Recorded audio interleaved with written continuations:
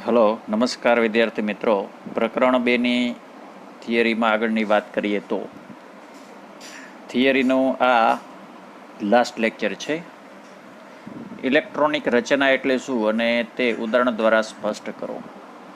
આગળના અભ્યાસ માટે ઇલેક્ટ્રોન રચનાની તમારે બધે જ જરૂર પડશે. બીજી રીતે કહું તો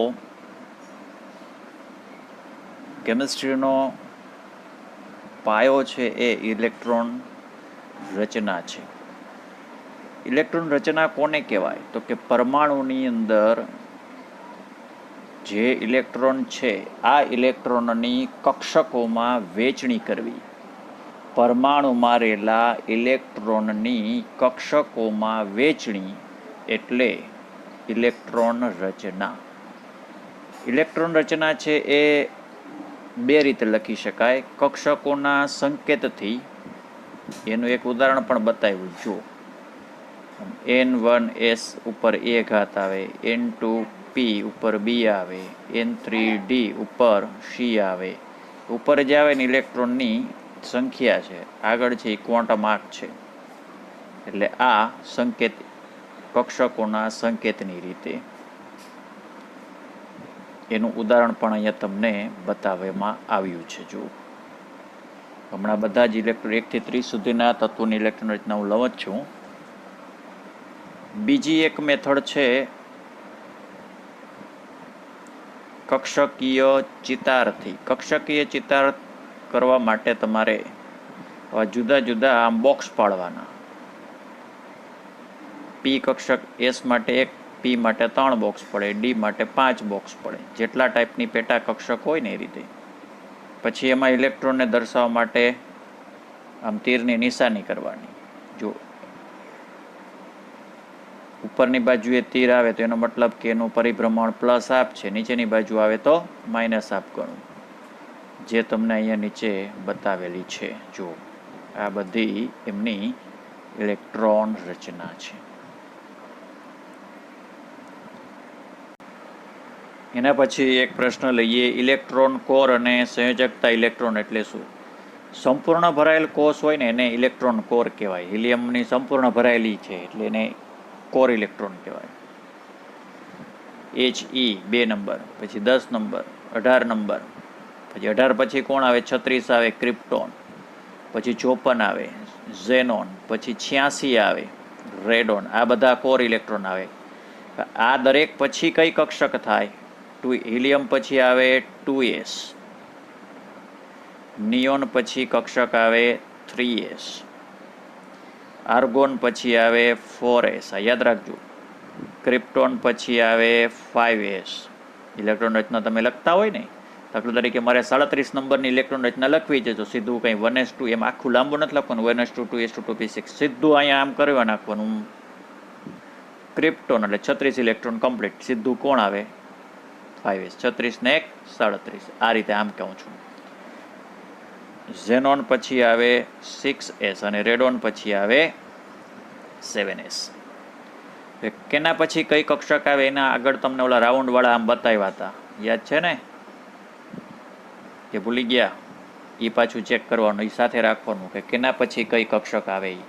બીજું કે એસ કક્ષક હોય ને એમાં મેક્સિમમ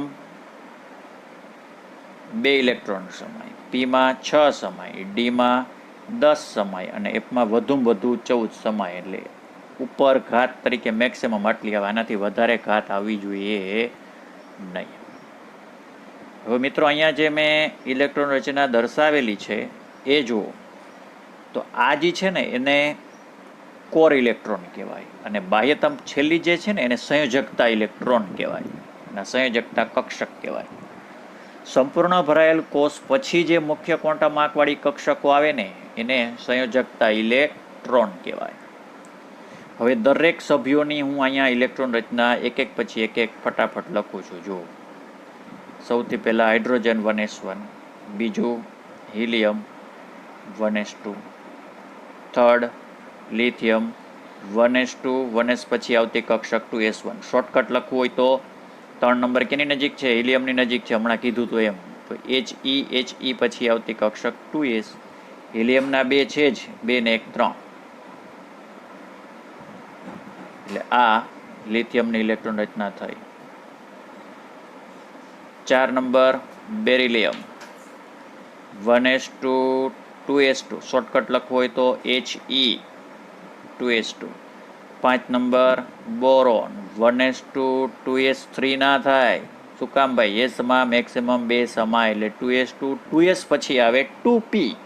હવે 5 સમાવાના છે, 2 ને 2 4, 1 ઘટે 5. Shortcut He2s2 2p1. તમારે આમ નીચે નથી લખવાની, બરાબર? મારે ત્યાં જગ્યાનો અભાવ છે, એને કારણે મેં એવી રીતે લખ્યું છે.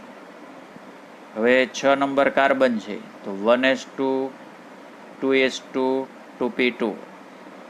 Shortcut He2s2 2p2.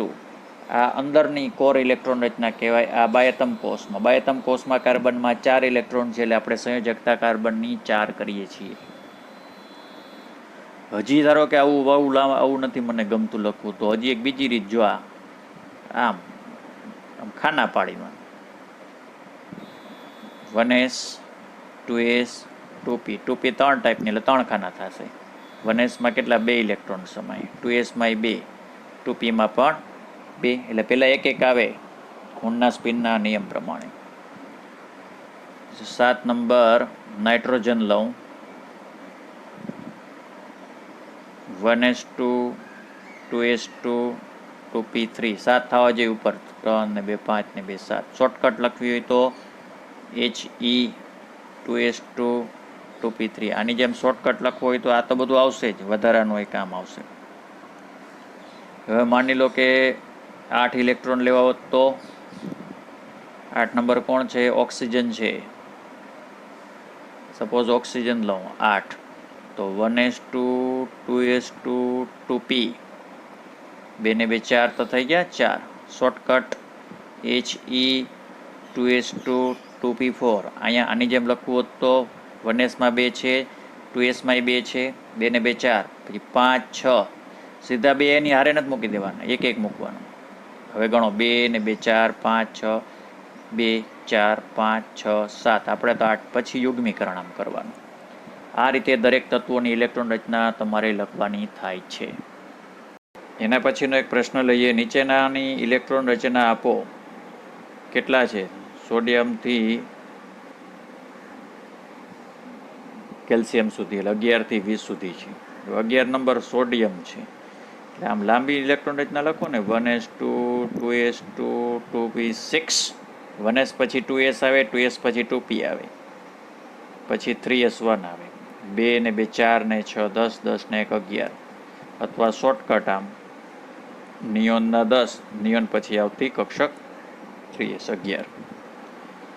એ રીતે 12. હવે 16 નંબરની ઇલેક્ટ્રોન રચના હું તો લખું સીધી સલ્ફરની. નિયોનના 10 થઈ ગયા. નિયોન પછી કઈ આવે? 3s 3s2, પછી 3p 10 ને 2 12, 12 ને 4 16. હવે આમ પણ ચાલે, અને 3p તમે જો આમ અલગ બતાવો ને 3px 3py 3pz, 4 કેવી રીતે ગોઠવશું? પહેલાં બધામાં એક એક, પછી યુગ્મીકરણ 3p2 3p1, 2 3 ને 1 4, જ્યાં તમને બતાવ્યું હશે જો આ રીતે. પછી પોટેશિયમની ઇલેક્ટ્રોન રચના જુઓ. પોટેશિયમ કોની નજીકમાં થાય? 18 આર્ગોન, એટલે 18 આર્ગોન. આર્ગોન પછી આવે 4s, પછી કેલ્શિયમમાં 4s2. હવે 21 થી 30 વાળી તત્વોની ઇલેક્ટ્રોન રચના બતાવી દઉં. 21 સ્કેન્ડિયમ કોની નજીકમાં? આર્ગોનની નજીકમાં. આર્ગોન પછી આર્ગોન 18 છે, 4sમાં 2, 18 ને 2 20. 4s પછી આવતી કક્ષક 3d. ઓલા રાઉન્ડ હતા ને આવા આમ, કે કેના પછી શું આવી એના આધારે ખબર પડે.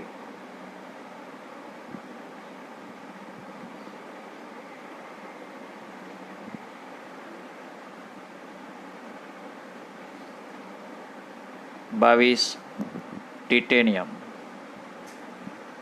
4s2 3d2 23 vanadium સ્કેટિવેક્રો AR 4s2 3d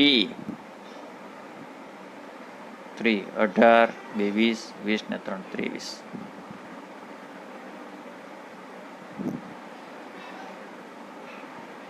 24 number અપવાદરૂપ કિસ્સો છે ખાસ ક્રોમિયમ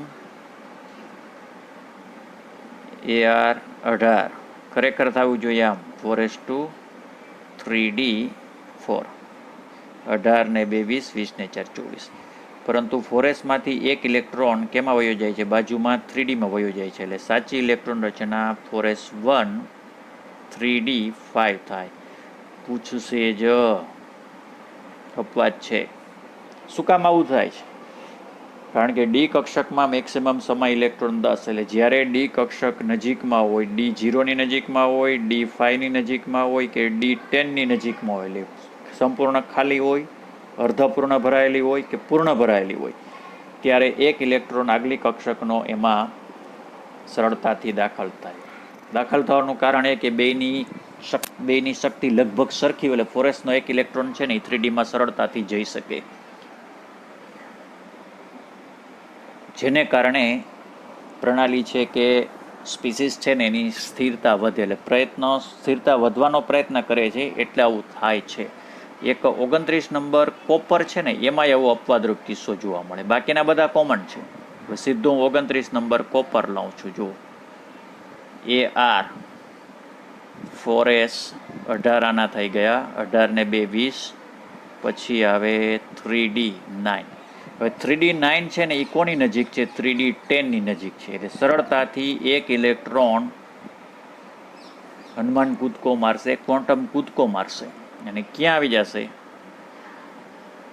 AR 18 4s1 3d 10 આવું થશે આ અપવાદરૂપ કિસ્સા છે એટલે સ્ટાર કરું છું ખાસ યાદ રાખવાના છે હમણાં મેં એના પછી એક પ્રશ્ન લઈએ હમણાં જે મેં વાત કરીને એ વસ્તુ અહીંયા જો રિપીટ કરી છે કે ક્રોમિયમ અને કોપરની ઇલેક્ટ્રોન રચના લખી ક્રોમિયમના CA4s1 શું કામ થાય છે એનું કારણ દર્પણમાં આ પ્રશ્ન આપેલો હશે જે દર્પણમાં પેજ નંબર 92 ઉપર છે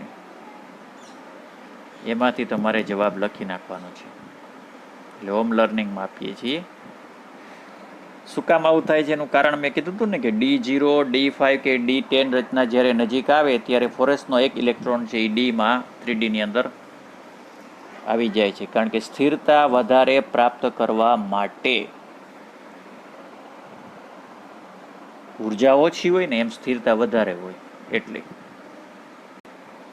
પૂર્ણ અને અર્ધપૂર્ણ ભરાયેલા 3d કક્ષકોની સ્થિરતાના કારણો આપી સમજાવો હમણાં આગળ વાત કરી હતી ને કે ભાઈ 3d કક્ષક છે D0 D5 કે D10 હોય ત્યારે વધારે સ્ટેબિલિટી પ્રાપ્ત કરે છે તો D5 અથવા D10 હોય ને એટલે અર્ધપૂર્ણ ભરેલી કે પૂર્ણ ભરેલી D5 એટલે અર્ધપૂર્ણ અને D10 એટલે પૂર્ણ ભરેલી આવું જ્યારે હોય ને ત્યારે શું કામે આવું થાય છે કે ભાઈ આગલામાંથી 4s નો એક ઇલેક્ટ્રોન શું કામ આમાં કૂદકો મારીને આમાં આવી જાય છે એમ થવાનું કારણ એ કે ભાઈ 3d5 હોય ને તે અર્ધપૂર્ણ છે 3d10 એ પૂર્ણ ભરાયેલ છે તો આ ટાઈપની ઇલેક્ટ્રોન રચનામાં વધારે સમમિતિ જોવા મળે છે શું કામ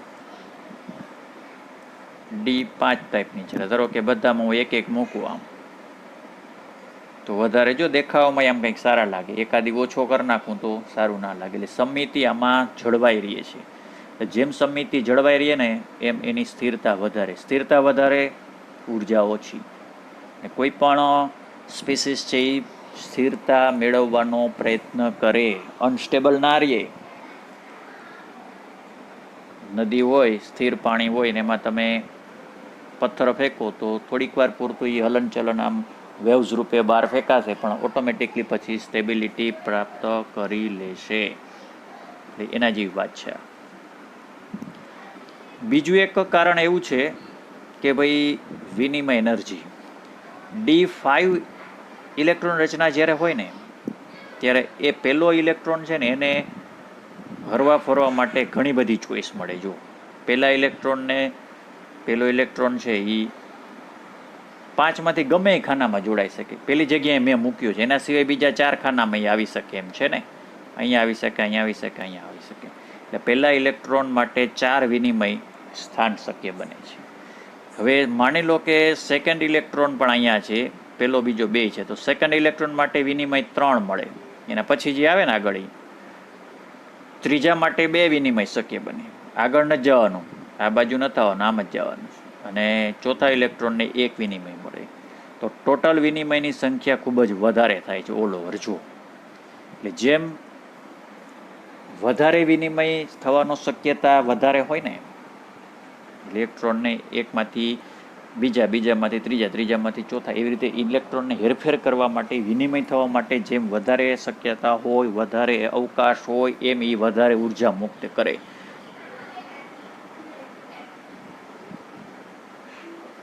એને કારણે સ્ટેબિલિટી વધારે જોવા મળે.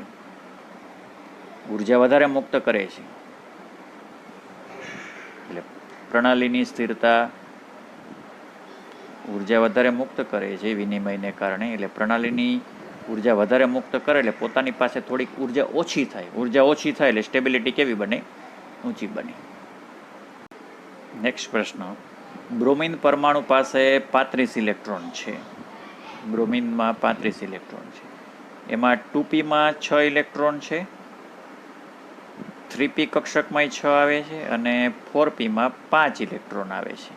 તો આ p કક્ષકના જે અંદર જે ઇલેક્ટ્રોન છે એમાંથી કઈ કક્ષકનો ઇલેક્ટ્રોન છે એ સૌથી ઓછો અસરકારક કેન્દ્રીય ભાર અનુભવશે? એટલે ઝેડ ઇફેક્ટિવ કયો ઇલેક્ટ્રોન સૌથી ઓછો લાગશે કેના ઉપર? તો કે ભાઈ કેના, આમાં ખબર કેમ પડે? તો કે 2p, 3p, 4p ઉર્જા ક્રમશઃ વધે. ઉર્જા વધે છે એમ કેન્દ્રથી વધારે દૂર જાય છે. કેન્દ્રથી નજીક હોય તો અસરકારક કેન્દ્રીય વીજભાર વધારે લાગે, દૂર જાય એટલે કેન્દ્રીય અસરકારક કેન્દ્રીય વીજભાર ઓછો લાગે. એટલે 4p જવાબ આમાં આવશે. એના પછી એલ્યુમિનિયમ અને સિલિકોનની 3p કક્ષકમાં અયુગ્મિત ઇલેક્ટ્રોન હાજર છે. 3p-માં 1 ઇલેક્ટ્રોન છે એલ્યુમિનિયમમાં, અને સિલિકોનમાં 2 ઇલેક્ટ્રોન છે. તો કયો ઇલેક્ટ્રોન અથવા કયા તત્વનો ઇલેક્ટ્રોન સૌથી વધુ અસરકારક કેન્દ્રીય વીજભાર અનુભવશે? મિત્રો, એલ્યુમિનિયમમાં કેન્દ્રીય વીજભાર +13 યુનિટ છે, સિલિકોનમાં કેન્દ્રીય વીજભાર +14 છે. હવે બેયની ઇલેક્ટ્રોન રચના એલ્યુમિનિયમમાં 13 છે એટલે નિયોનમાં 10, નિયોન પછી 3s-માં 2, 3p-માં 1. સિલિકોનમાં નિયોનમાં 10, 3s-માં 2, 3p-માં 2. આમાં 3p-માં 1 ઇલેક્ટ્રોન છે, આમાં 3p-માં 2 ઇલેક્ટ્રોન છે. એટલે બંનેની બાહ્યતમ કોષમાં 3p-માં જ ઇલેક્ટ્રોન છે. તો 3p-ના ઇલેક્ટ્રોન ઉપર આમાં +13 ચાર્જ છે, આમાં +14 છે. તો આનો કેન્દ્રીય ધનભાર, કેન્દ્રીય વીજભાર વધારે છે. એનો મતલબ કે સિલિકોનના ઇલેક્ટ્રોન ઉપર કેન્દ્રીય વીજભાર વધુ, કેન્દ્રીય ભાર વધુ અનુભવશે. આ એનો જવાબ છે. એના પછી લઈએ અયુગ્મિત ઇલેક્ટ્રોનની સંખ્યા દર્શાવો. દાખલા તરીકે 15 નંબર છે ફોસ્ફરસ. શોર્ટકટ ઇલેક્ટ્રોન રચના નિયોન 10, નિયોન પછી આવતી કક્ષક 3s2, 10 ને 5, 10 ને 2 12, 12 ને 3 15. હવે 3s-માં તો 2 સંપૂર્ણ છે, 3p જે 3 ટાઈપની છે એટલે બધામાં પહેલાં 1 ઇલેક્ટ્રોન. આમાં 3 અયુગ્મિત ઇલેક્ટ્રોન થાય. અયુગ્મિત ઇલેક્ટ્રોનની સંખ્યા 3. સિલિકોનમાં સિલિકોન 14 છે એટલે જો અયુગ્મિત 2 થાય. ક્રોમિયમ અપવાદરૂપ કિસ્સો છે, અયુગ્મિત 6 થાય. Fe અયુગ્મિત ઇલેક્ટ્રોન 4 થાય છે. એ તો ઇલેક્ટ્રોન રચના તમારે લખવી પડે, બોક્સવાળી ઇલેક્ટ્રોન રચના લખો ને એના આધારે જવાબ મળે. અહીંયા બતાવ્યું છે અને બધાને જવાબ પણ આપેલા છે, એટલે જે તમારે ઘરેથી કરવાનું છે. બીજો એક નીટમાં કે JEE-માં પૂછાયેલ પ્રશ્ન લો. નીચેનામાંથી કઈ કક્ષકો સમશક્તિક છે? સમશક્તિકને ડીજનરેટ કક્ષક કહેવાય. તો કે જેના મુખ્ય ક્વોન્ટામાંક સમાન હોય અને ડી હોય તો બધી ડી ટાઈપની હોવી જોઈએ. મીન્સ કે DXY, DYZ, DXZ dx² - y² કે એવી હોય, બધી સરખી હોવી જોઈએ. અહીંયા ઘણી બધી છે. જો ડી ટાઈપની કેટલી 3dxy છે, 3dz² છે, 3dyz છે, કે દરેકની અંદર મુખ્ય ક્વોન્ટમ માર્ક 3 આવે છે. એનો મતલબ કે આ ત્રણેય છે ને ડી જનરેટ છે. એવું જ 4D માટે થાય છે. બરાબર ને? હવે મિત્રો અહીંયા થિયરી છે ને એ પૂરી થાય છે.